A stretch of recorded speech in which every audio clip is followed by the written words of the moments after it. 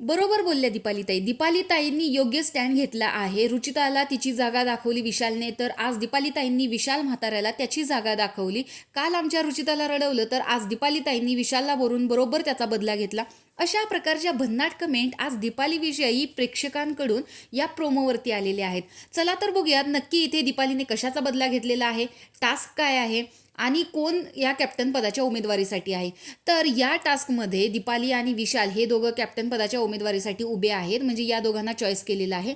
तर याच्यामध्ये विशालला जर कॅप्टन बनवायचं असेल तर सगळ्यांचा सपोर्ट आहे. म्हणजे सबटोळी असेल आणि टोळी असेल. पण दीपालीताईंना रुचिताने प्रॉमिस केलेलं होतं की तुमची ज्यावेळेस कॅप्टन्सी येईल त्यावेळेस मी तुम्हाला सपोर्ट करेल. पण काल जी घरामध्ये गोष्ट झाली की रुचिता आणि विशालमध्ये थोडंसं भांडण झालं. याचा फायदा आता कुठेतरी दीपालीताईंनी घेतलेला आहे. तर दीपालीताई म्हणतात कॅप्टन कसा असावा, विशालसारखा असावा की आपल्याच व्यक्तीच्या बाजूने, म्हणजे टोळीतलीच रुचिता आहे तिच्याच बाजूने तो उभा राहिला नाही ज्यावेळेस तिला त्याची गरज होती. असा कॅप्टन काय कामाचा. आणि त्यावरती विशाल म्हणतो ए चल चल तू कॅप्टन होणारच नाहीयेस, कशाला बोलतेस. त्यावर दीपालीताईंचं म्हणणं आहे मी कॅप्टन झाली नाही तरी चालेल, पण मला तुझ्यासारखा टोळीचा बॉस नाही व्हायचं.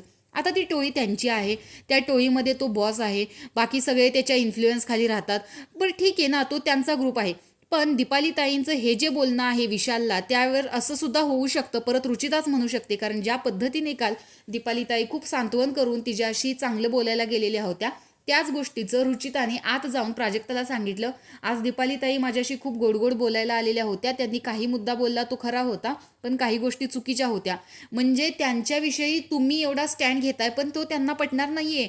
ॲट द एंड ते दोघे एकच असणार आहेत, ती टोळी ग्रुप एकच होणार आहे. त्यामुळे तुम्ही ते बोलून तुमची एनर्जी वाया घालवताय आणि त्या गोष्टीचा कुठेतरी तुम्ही गेम खेळण्यासाठी वापर करताय असं ते देखील परत जाऊन म्हणू शकतात. त्यामुळे दीपालीला कधी ना कधी हे ऐकावं लागणार आहे.